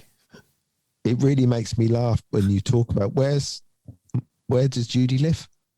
Norfolk. It's Norfolk. Norfolk. Yeah. It's Norfolk, not Norfolk. It's not Norfolk. It's Norfolk. I don't even know what it is. I'm still confused. I live right near. I when I hear people talk about, you've got a Hampshire over there as well, haven't you? Yeah. Which is the county that the Isle of Wight falls in. Well, my family came from England and settled in created Hartford, Connecticut, which is based off of Hereford, UK. Yeah, there was Hereford. Hereford. That's where they were from. UK. Yeah. All right. Now, Wendy Fox, one of our good friends of the podcast. Yeah, here we go. Well, I don't have time for 7. You don't have to do 7 of your. Oh, I've got 7. Do you have 7? Do you have 7 stories from the podcast? Yeah, I think I got 7 memorable times, and I think she also asked for my top 7 podcasts. All right. What do you want to do first? It's your show. You go ahead. Okay. They're starting at number 7. Which list are we? Could you put the background music on for the top 10? Did you have that in the US? A chart show? Did you ever have a chart show on a Sunday night? I don't, but how about I got the audience here getting excited. Number 7.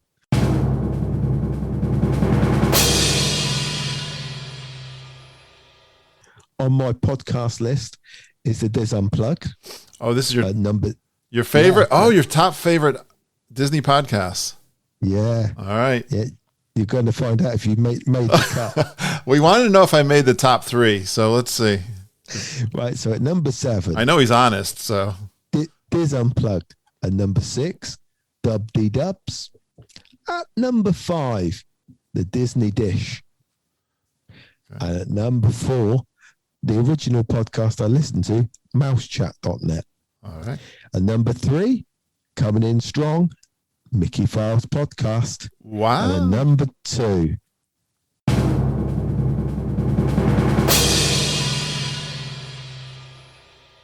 wait for it, the Disney Crush. I'm making it to number 1, Geekin on Walt Disney World. Now, I got to be honest with you, Kurt, it's those top 3 I will listen to on the day of release, regardless. Yeah. So if I'm not working, I'll listen to those 3 on day of release, regardless. So what I mean is, I'll go out of my way to listen to those the day they come out. I get that. That makes sense. There's people that can't wait for that Monday of our show or the other shows. And it's not just because we just sent you a big package from the US from all the Geekin and Disney Mouse Files and just a second, 1 minute. And another toffee. There you go. Oh, look, a toffee. The Disney Crush podcasters and the Crushers, as they're called, the geeks, and we all sent you. We stuffed. I know Auntie Judy had to sit on that box to get it closed, and crushed one of the wine glasses we sent you.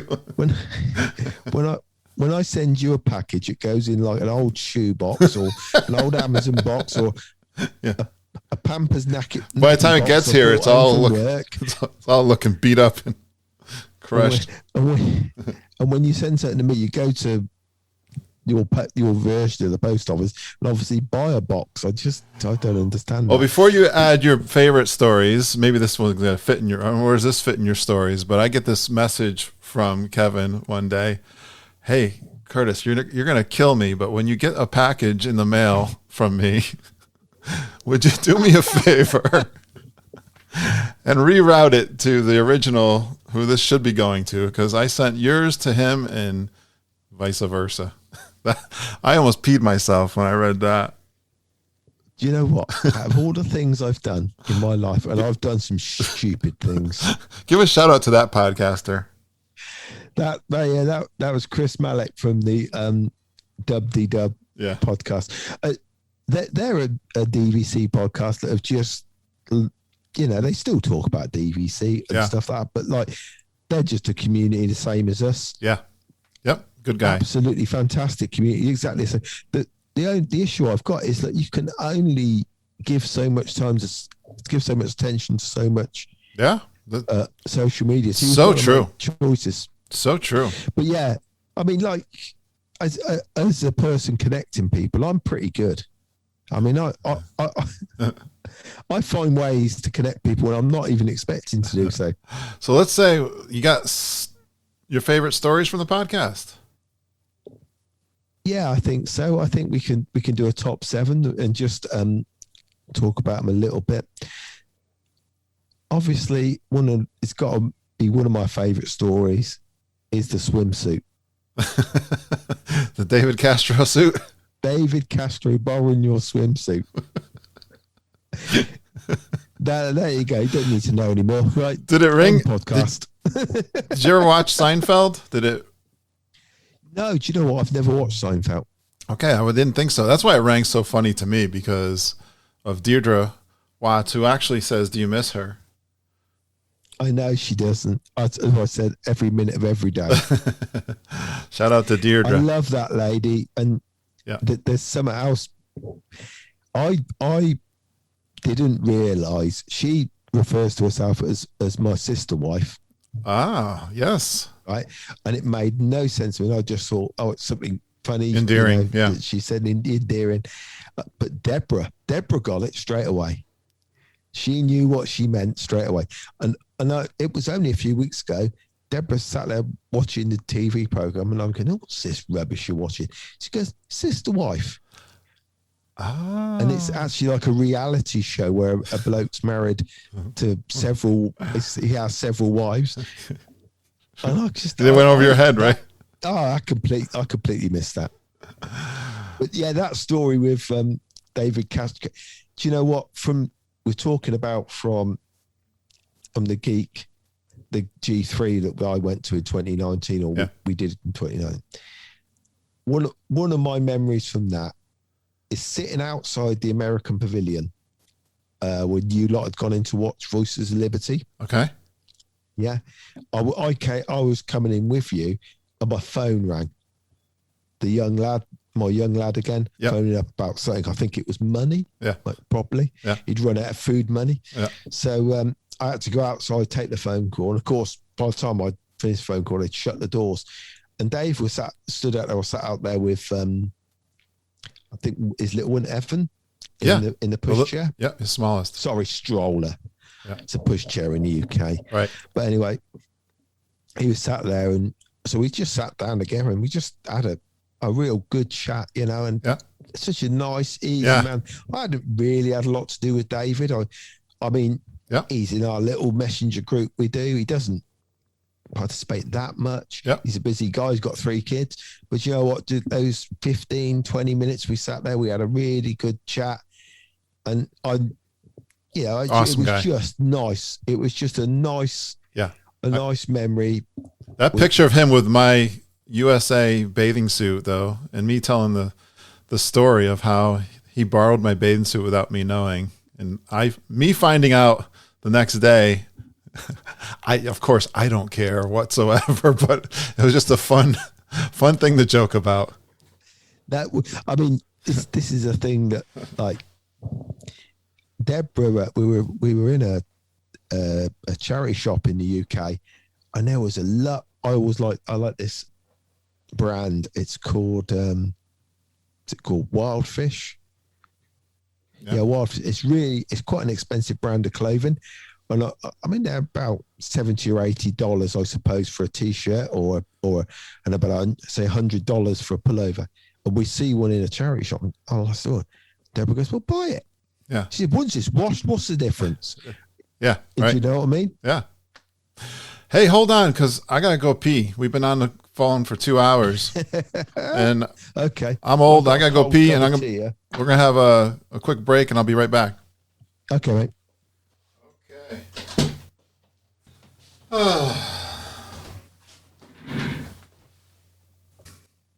Right, okay. I've just grabbed a drink. Good. I've emptied my bladder, and I'm filling it back up now. That's right. All right, so we got one story out of 7. So I guess this is because of 7 years. Yes, we need a story for each year. Yeah. What's another one? So we've covered the underwear the underwear. Yeah, the underwear story is the next one, isn't it? All right, let's do the underwear story. Somebody's walking into the park and finds he's got a spare pair of underpants in his shorts. You know what, man? That's probably my favorite. You shared that was just amazing. The fact that I shared it. That's when I used to do my live recordings and release them into the general population outside of Patreon. Yeah, but hey, I try to keep it real. Everyone, why not? Don't tell me that hasn't happened to everybody. Usually a sock it would be, though, not a pair of underwear. Sticking he's got his new glass, his Geekin on WDW glass. Perfect.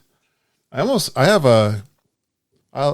representing today, mate. You are. I'm wearing very respectful. I'm drinking at your glass. Very respectful.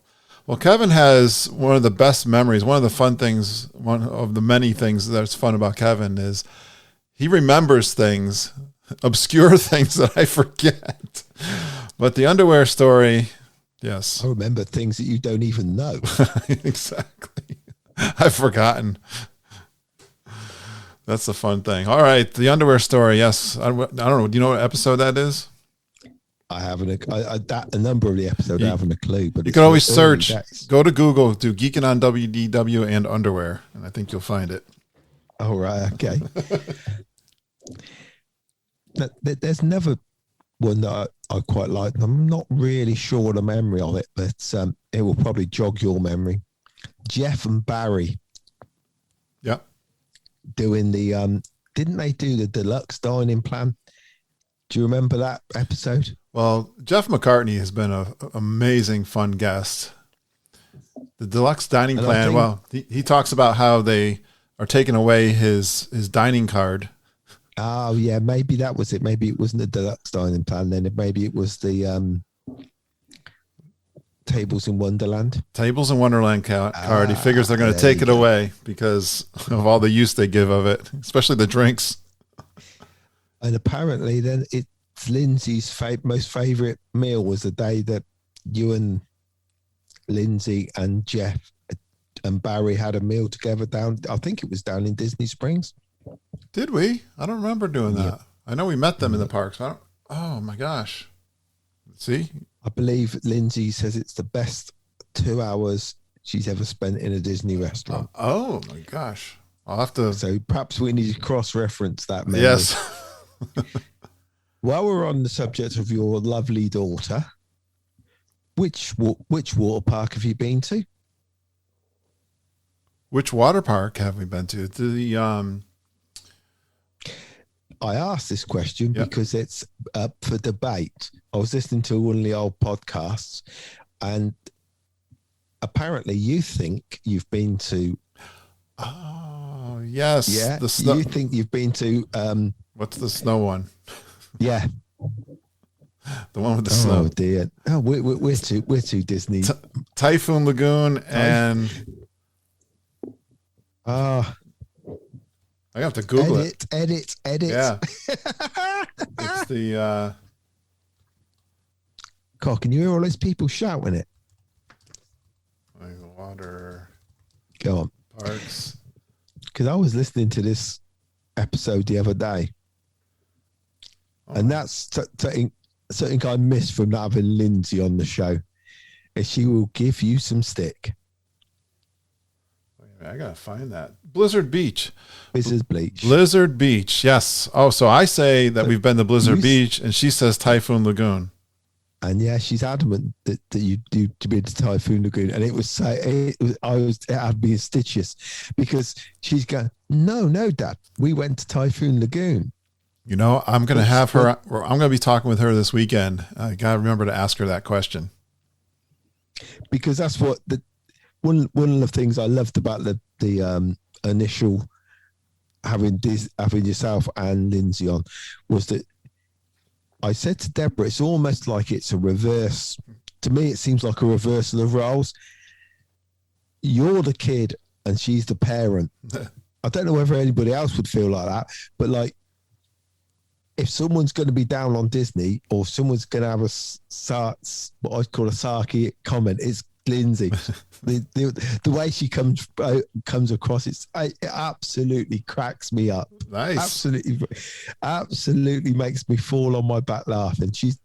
It's just that she's so dry and another memory that also includes Lindsay was when you did that live stream I think it was a live stream you did from Raglan Road. Oh, okay. Can you remember that? You did. I don't know. I think you released it as a like your coffee walks. Yeah. Live recordings. And I was actually on the phone to you. Okay. I think it was just a FaceTime call. Yeah. And Lindsay and you were sat in Raglan Road drinking. That was a good time. Lindsay was having a good old time. And then she comes on the podcast ages later and you mention Raglan Road. She goes, you do realise I was smashed. And I just thought, and you go, no, I didn't realise that. Yes. And that father-daughter thing, it's just like, surely that should be the dad talking to the father. No, the daughter shouldn't. I don't know what's going on here. It's so funny. Well, my daughter is 27 years old now, so. No, but it just shows you and Lindsay in such good light, I think. Yeah, because you can have that relationship. I mean, both my boys are old enough to drink now if they want to in the UK. Yeah. But I mean, I've been to the pub with my youngest, but we don't have that sort of relationship. That really does make me smile when I would listen to that. I love it. Good ones. Keep going. Okay. So, the episode going. This is really going back. I was going to say, yeah, Brian Wall. Brian Wall. I was going to say Brian McDaniels. There we are. I'm mixing geeks. I've just seen Tony McDaniels and Rob in the parks. They've had a photograph together. So I'm getting. Now you know how I feel. Yeah, Brian Wall and yourself and me. I think it's the only time that a geek's been on the podcast. How can we put it politely? When he's been under the influence of a substance other than alcohol. Do you remember? No. Oh, come on. I'd just been discharged from hospital and I was on my sofa and... Oh, you were? I thought you meant Brian. No, Brian Wall and yourself, they did a podcast with me to try and cheer me up. And yes. I was on liquid morphine from the hospital for the pain because I just had my leg pinned. That's right. I thought you held up pretty good. Yeah, I mean, I can remember recording the episode and I remember listening back to it through gritted teeth, but then that's how I listen back to any podcast I'm on. So. I think, yeah, we talk about the mishap you had with your leg and all of that was kind of early on too, I would say, Kevin, where... That was the November of the first year, yeah. Was November 25th. Oh my gosh. Yeah, I just took up training. It's a Disney connection. Paris had announced their first half marathon. Yeah. I used to be a runner years ago and I'd put on a load of weight and I decided that I needed to start shifting it. Right. I got myself a decent pair of running shoes or sneakers, as you would call them. I started jogging again and I built up. I'd gone up to running about 11 miles quite comfortably. Yep, I remember. And I was at 8 mile marker going down this little alleyway by Victoria Park here on the island. And yeah, I just stood on this dog turd and slipped. And on the way down, and somehow on the way down or whatever, I broke the femur just above my knee. Oh my gosh! I think you've seen the X-ray I posted. Gosh, I don't even like to think of these things. I know. Well, what I was thinking though is, hey, I was always wanting to include my audience and build community, but in times of we talk about good things about Disney World, but in tough times we try to support each other. That one goes back in my memory of something me and the community did because we cared. But you have to understand here is I was in a hospital bed in Newport on the island, in this hospital bed on my own, and just a single room. I had no visitors or anything like that, and I spent hours, and I mean hours, on the phone to you, texting and messaging back and forth. And when I could get a bit mobile, I was taking photographs out the window and calling it Bay Lake Tower, wasn't I? Yes. Oh my gosh, that brings back memories. Holy cow, Kevin. You know, that's the most incredible thing about our relationship and about the geeking community is that it wasn't just you I was talking to. I was talking to Everett Brainard. I was talking to several other of the geeks at the time. Yeah. You know, and it gave me someone to contact. Yeah. You know, because obviously Deborah was, at the time, the boys were a bit younger and Troy's difficult to deal with anyway. Yeah. We were, she wasn't able to get away and just leave them at the time. But the support we got was amazing. Like I said, recording that podcast with, I mean, I'd literally only got home, I think, the day before. That's right. Hey, let's do a podcast. Yeah. All right, let's have another one before I start crying. Right, okay. Let me refer to my notes. I've got Brian. Oh, the episode where Mama's in trouble. Yes, I'm glad you were the one that picked up on that. I remember you've talked about this one in other anniversary shows. Oh, because and Mom's it was not on so the show good. that much either, too. That's what kind of makes it even more special. She's And to on. actually witness Mama or Margita when we were there in 2019. The fun of having a few drinks with Judy and Margita. Yeah, the lemon drops. Mama's in trouble. 2 lemon drops and she's in trouble. That was at the Brown Derby. That's yours. And of course, What? you've already mentioned it. Number one, me sending the wrong parcel to the wrong podcaster. I don't know. You didn't even open that parcel, did you? That come for Chris, because you wouldn't have liked it. It was all Marmite related products. But everything worked out in the end, as it That was so fun. usually does on the Geekin show. I'm not the most eloquent person when it comes to typing messages to and from. The garbled nonsense you got up when I realised what had gone on. And Chris makes fun of it on the episode. Yeah. On the episode with him. All And right. I was listening to his intro because he did an intro for us, didn't he, Chris? Yes, that's right. Chris Mallet did. You guys did an awesome intro, right? I'll have to dig that up. I got to find that one. Maybe I should put that on this episode. Or I keep on interrupting. But he did one as well for you. It's a normal intro. Well, you were talking to him like you thought it was me. Yeah. On and on and on, just droning on. He's like, Kevin. Kevin. All right, I'm going to finish up. I got a couple of things here for you, Kevin. I actually ran into a woman in line for Hollywood Tower of Terror who was a tour guide. And I had a couple of the geeks with me, of course, and we were talking to her, and she got me thinking, how cool would it be if we came over with a bunch of geeks, maybe made a stop off and picked you up at the Isle of Wight so we get a little tour of your homeland there, because that would be fun for me, because I've never been into Europe, but then take a bunch of geeks for a G3, if you want to call it that, at Disneyland Paris. How cool would that be? That would be great, wouldn't it? I think, like... Reach out to Beth. Yeah. Oh, Beth Jacob would Beth would give be all over that. a tour guide. Beth would be all over that. Yeah, she's got her own podcast now, she'd too. be the good. Yeah, she actually took over a podcast from another podcaster. They've taken it over, and it's 3 hosts: a German lady, Beth, who's an American, who's lived in France for years and speaks French like a native, and then you've got a I think it's an Irish girl, if I remember right. Do you know the name of the podcast?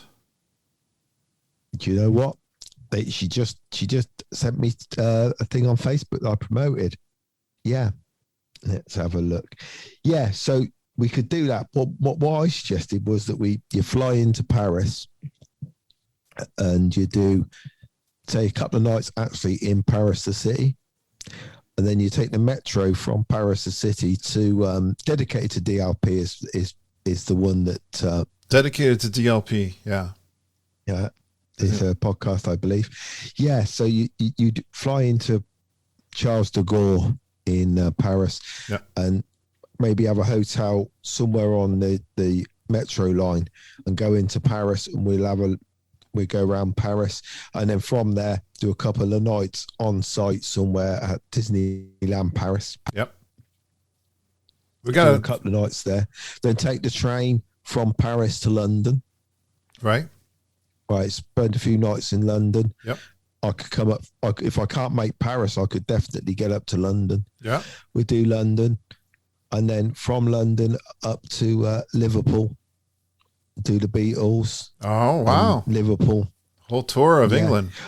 And then if any of you are really interested, get the short flight or a boat across and do Ireland. I love this. And if you do Ireland, then you can do US borders in Ireland. So when you fly home from Ireland to the US, you don't need to do border control. All right. I'm loving this tour, Kevin, I want to do. Hey, I got to ask you, just to be relevant with Walt Disney World, is that we're excited. The next ride, I think, that's going to open up, it's been announced, for Ratatouille to open up at Epcot. And what are they saying? October 1st, I believe. Yeah. They're saving it for the 50th anniversary, aren't they? So tell me, you've been to the Disneyland Paris. You've been on the ride. Yeah. Can you describe it for us? Yeah. For those of you that have done Rise of the Resistance, part of Rise of the Resistance is a trackless system. Yep. So you're in a little car which is shaped like a rat, and it's completely.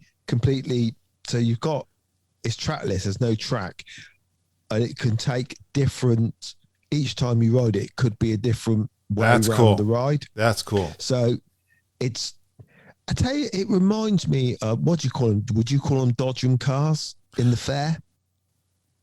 That you drive round at the fair.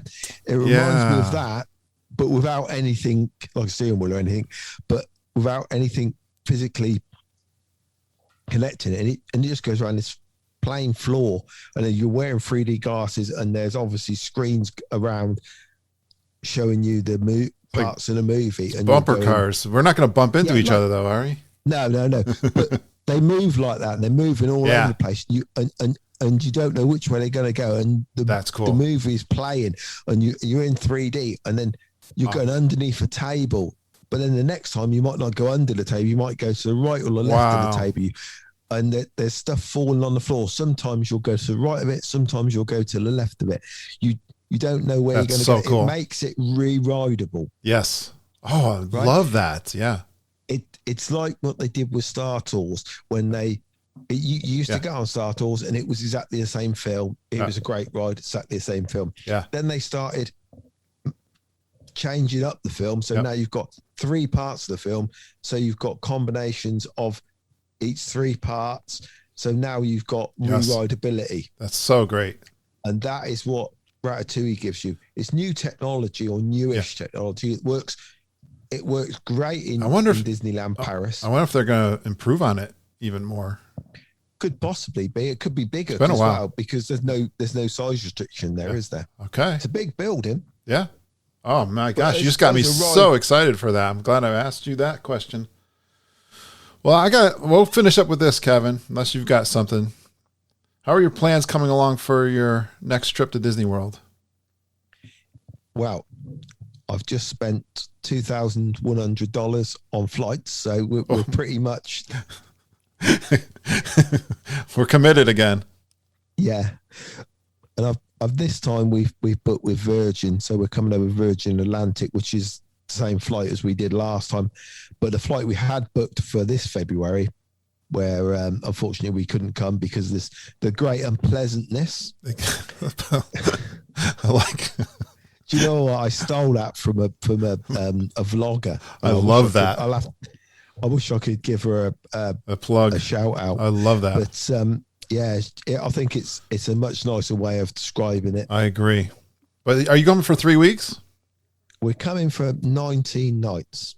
Wow. Plan at the moment is we fly into Orlando, MCO, with Virgin. But at the moment, we're flying out of Heathrow, not Gatwick.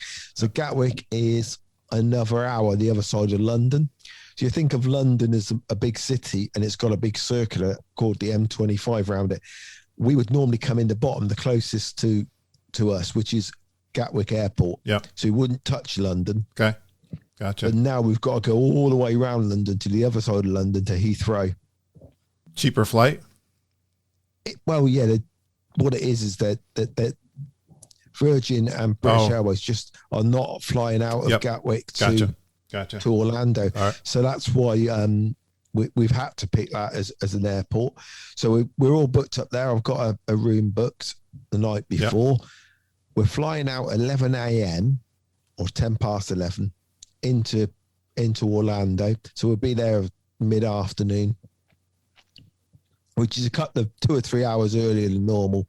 And we're flying home at 9:30 in the evening. So we'll have most of the day. But we'll fly there. We're going to spend the first 4 nights at Universal Nice. Hotel, which I haven't That's booked yet. Oh, which But we're hotel are you gonna going to do do?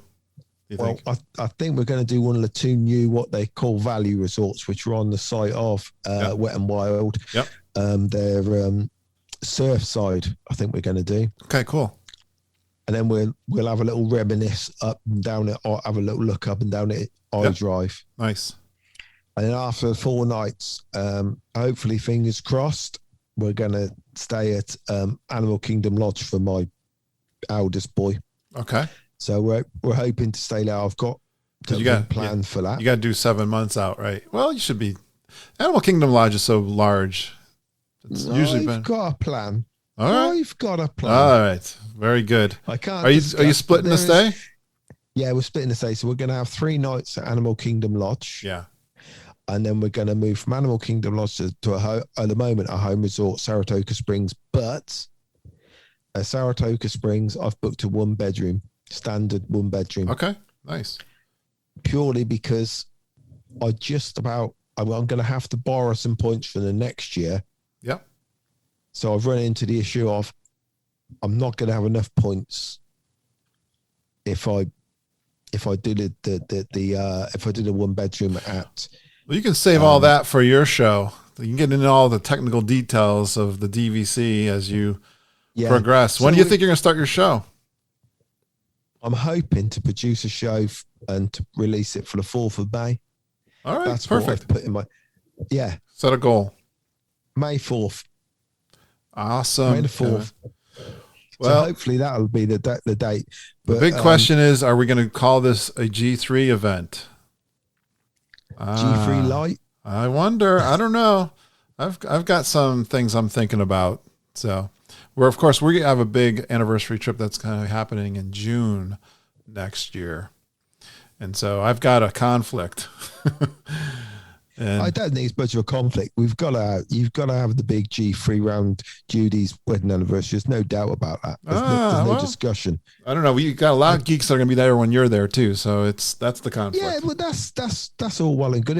If they want to come down, that's completely up to them. I'll certainly welcome them. I would like to announce that we're going to have a big party on my birthday, and it's going to be. What's your birthday? 5th of February. All right. And we're going to have public subs. It's become a little running joke. And that is a reason why I may come to G3 Light when Kevin and Deborah come down again. I would love to see you again live, but this has been an amazing anniversary birthday recording for me, Kevin. Thanks for coming on the show and reminiscing and actually maybe doing some Disney World talk too. There wasn't a lot of that, was there? This was mostly self-indulging. Bit of a bro fest, wasn't it? Thank you, pal. I hope you stay in touch. Oh, I dare say. I intend on twisting your arm and hoping you'll come on and co-host with me for my first podcast release. And all kidding aside, absolutely, I'd love to do that, and also bring on some of our other geeks. And don't forget to mention our show once in a while, all right? What show? Have a great Easter weekend. And you, sir. Please stand clear of the doors. Por favor, manténganse alejado de las puertas. Yeah, it's so fun to know the boys will be back in town. My buddies Glenn Kessler, Kevin Curtis Allen are coming back to Disney World for another Grand Geekin Gathering, the G3. We'll get you more details. We'll have a private Facebook group. I've already set one up for the February 2022 G3, the third one, the Grand Geekin Gathering. So if you had FOMO in the last time, get on the phone with Mom and Auntie Judy. They'll help you book your resort and your park tickets, get you a package to come down. We're going to have some fun. We're going to break some records. We're going to have lots of geeks, I'm sure. They're going to want to do that and come meet Glenn and Kevin and the gang and even me. Great job from Glenn with sending us in another intro. And I'd love for you guys to send in some more Geekin intros. It's fun to create for us. I can suggest just telling us your name, where you're from, a fun Disney World fact about yourself, and then you go Geekin on Walt Disney World with Curtis and the whole Geekin family. Email them to me, kurt.stone at Geekin on WDW.com. Those little notes, Mom and Auntie Judy's email, are in the show notes, which show up on most of your podcast listening apps. Look for the notes there so you don't have to write this down or remember later.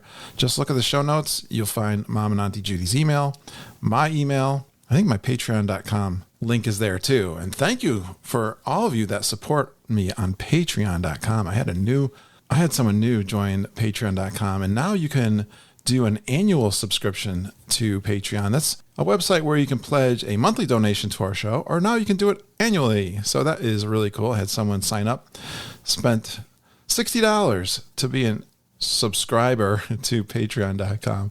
Thank you so much, Jen. She's so awesome. I'm going to be sending you something, Jen. I've been wanting to send you anyway. I'll be putting that out in the mail to you. But thanks again for supporting me with patreon.com. Look for Geekin on WDW out there. I also put out some extra bonus episodes. I've got live recordings that I've been releasing from the last G3. This one is really fun. It's got the Voices of Liberty, the second show. Previous week, I did one show, and I enjoyed that so much. I had to stay for two shows, so I recorded them twice. You're going to love those Disney songs that they do. They're so awesome. All a cappella. Just fantastic. And then it's hanging around after hours with Deirdre, Wendy, and Samantha. Daniel Ginger and Norma were there too for a little bit, but we were there after hours. We closed the place, had a margarita in Mexico, and then walked all the way around over to the Skyliner and got in line in the Skyliner. She'll hear all that chatter.